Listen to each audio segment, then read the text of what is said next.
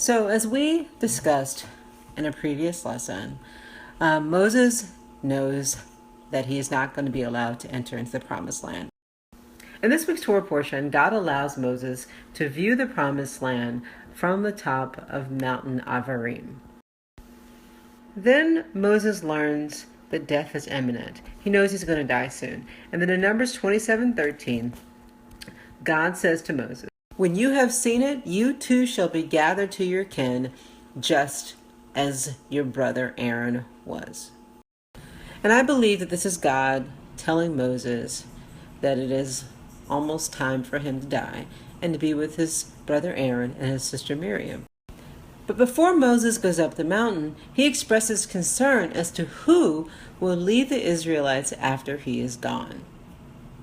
And God tells Moses that Joshua will lead the Israelites to the promised land. And God tells Moses to have Joshua stand before the entire community. And Moses does as God says. And at that moment, Moses basically ordains Joshua as the new leader to carry the Israelites to the promised land. My takeaway from this is that Moses knows that he's going to die soon, but his foremost concern is the welfare of the community. And that, I believe, is the sign of a good leader. Moses is more concerned about the bigger picture and the welfare of the community.